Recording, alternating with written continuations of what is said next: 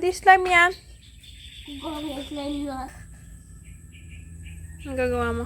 Magawang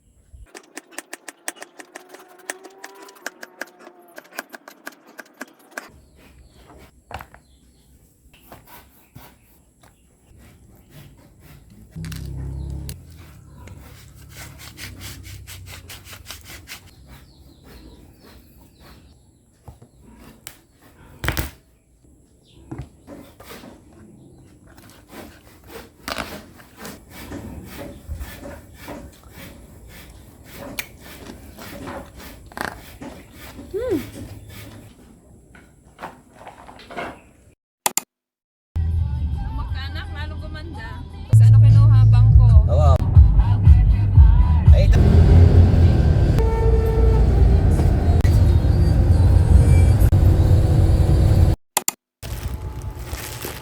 Skincare.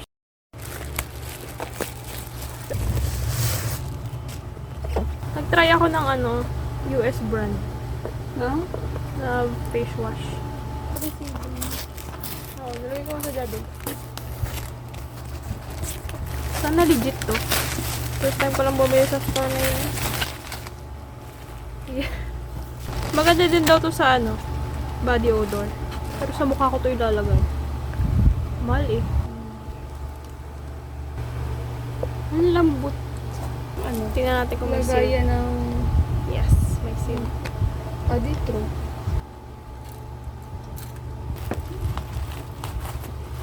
Hindi ko sinasabi sa amin.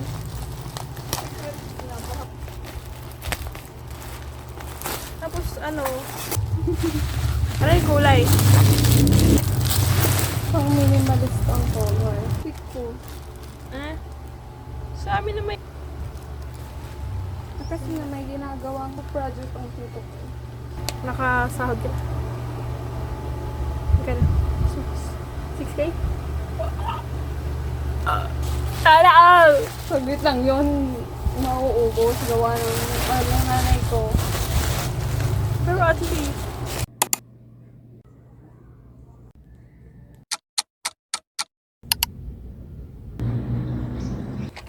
Toothpick Lippy.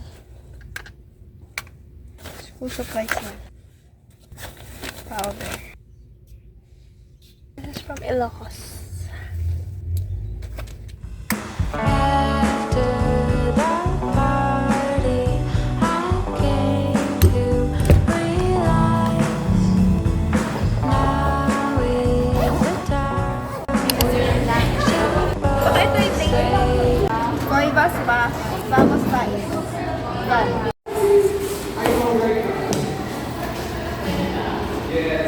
Umangat gato mo para Oo.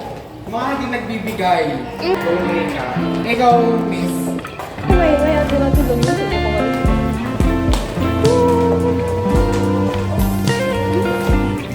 That's for your friend.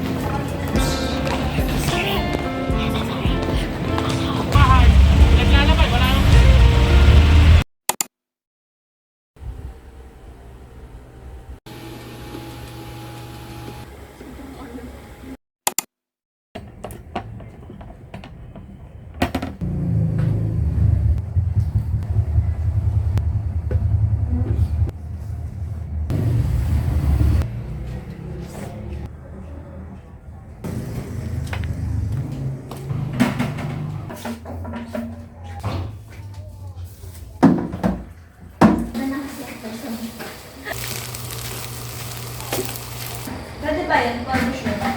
Yes. Polo shirt ka lang? Tapos ang trouser. Tapos trouser?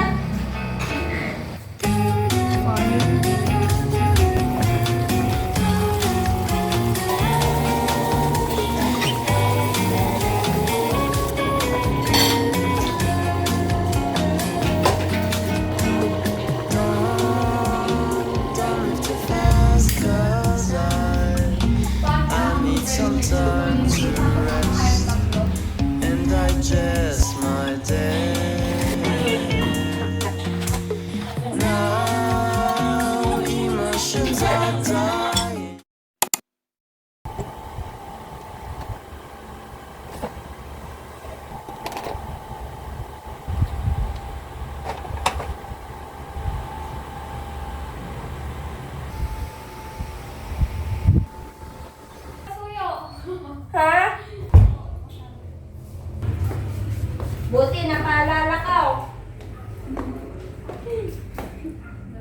Ang maaga gumayak. Wala namang ID. Oo, kapasok mo rin naman.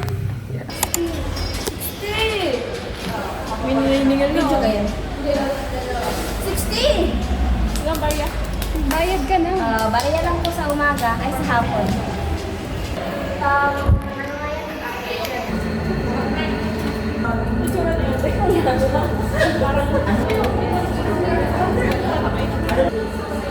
So ayun, okay, meron pa.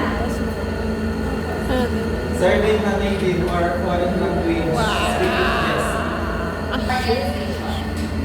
Pero kung face to face, ito syempre face to face. Okay?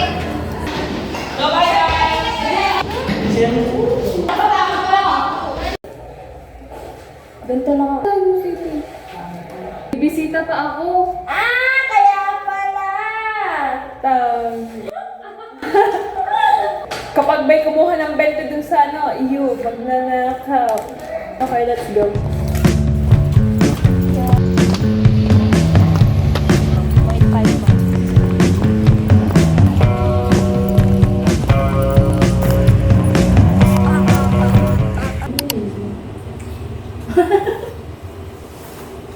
Kaya ko magsabong? Huwag lang online sabong. Wala na ko yung ako. Narinig ako sa buwan. Preoccupied ako dito sa Hi, good evening or good day. Kung anong oras mo man ito napapanood. But, I have bullet points here to discuss. Magre-report. First of all, I know hindi ako masyado nakapagsalita during the whole vlog. Tinatry ko magsalita between clips para hindi laging sceneries or videos of other people. Pero kasi every time na binabalikan ko yung videos na nakikipag one-on-one, usap ako sa camera. Ang awkward ng delivery. Pero hindi ngayon dahil nag-practice ako sa harap ng salamin. Yes. Yeah, kaya bear with me. I'm still in the learning process. Wait, mic review. Headphones. Second bullet. Nagkulang ako sa clips, kaya ako nagsasalita right now. And the reason why nagkulang ako sa clips is bangag ako nung Thursday. Like, may pasok kami the whole day from 10 a.m. to 5:30 p.m. Pero wala man lang akong clips na na-film or something. Story time. Nung Wednesday night, diba kami na lang dalawa ni Leia may sa kwarto. Kasi si Joy, may online class. Si Patricia, umuwi ng Mindoro. So kami na lang ni Leia May sa kwarto. Nung Wednesday night, hindi nakauwi si Leia May kasi ginabi siya sa meeting nung pinagpa-part-timean niya. Kaya nakisleep over na lang siya. Kaya naiwan ako mag-isa. Eh ako, super hesitant ako every time natutulog ako mag-isa sa kwarto. Kasi may mumu dun sa dorm namin. Specifically, marami dun sa kwarto namin. Yung ba, ang lakas ng elemental sa kwarto namin. Wait lang. Baka sabihin niya nagdidilulu kami na may mumu or something. Mumu history. Nung una namin lipat, like siguro mga 1 to 2 weeks after lipat, may nagdoppelganger sa akin. Yun yung first case. 2:45 a.m. At si Liana nakakita nun. Yun yung dati nag-occupy dun sa kama ni Patricia ngayon. And second, sa tanang buhay ko, like 20 years kung nabubuhay dito sa mundong ito, first time ko maka-experience ng sleep paralysis. At ang context nun is, nakita ko daw yung sarili ko sa reflection ng mirror, yung other self ko. Pero yung aura niya, alam mong evil or bad side. Tapos, once na lumapit siya sa akin, as in, black na black yung nasa paligid ko. Tapos, aware ako sa nangyayari sa paligid ko. Pero hindi ko magalaw yung katawan ko. Hindi rin ako makasigaw or what. Tapos, yung third, siguro yun yung may nakita si Liana, na white lady dun sa space between sa double deck namin, yung nalalakaran namin, yun yung part niya. Tapos papunta daw sa pinto. Okay, back to story. Kung bakit ako bangag nung Thursday, nung Wednesday night nga, super hesitant ako matulog mag-isa sa kwarto namin. Pero sabi ko, baka carry naman. Kasi around July, pabalik-balik din kami sa dorm, gawa ng OJT. Nakakatulog naman ako ng maayos. Kaya sabi ko, baka okay naman this time. Pero, di natulog ako midnight to 1 a.m. Nagising ako ng 1:06 a.m. na super fully awake ng kaluluwa ko. Kahit anong gawin kong pagbalik sa tulog, hindi ko talaga magawa. Nagising ako ng 1 a.m. to 4 a.m. straight. Unlike exam week, na putol-putol yung gising ko kapag magre-review. Hindi talaga tinatimingan ni Miss Hart yung pagpaparamdam niya. Miss Hart tawag namin sa kanya. Though hindi lang naman siya yung lang doon sa dorm namin. Anyway, medyo nawala din kaba ako nung sinamahan ako nung online friend. Sana hindi nito makita. Sinamahan niya ako till 3 a.m. Supposedly, ang alarm ko that morning ay 7 a.m. In-adjust ko ng 7:40. Kasi nga may pasok kami that day ng 10 a.m. Pero, nung Friday night, wala ulit sila Yamay. Sa isip ko nun, patulugin mo ako, Miss Hart. Uuwi na ako bukas. Like nasa ito. Oh, solid na gitulog ko. Third bullet. The last bullet. Hindi rin ako masyadong nakapag-film. Kasi, nagkaka-birthday blues ako. Like, super early birthday blues. Around October 25 yata.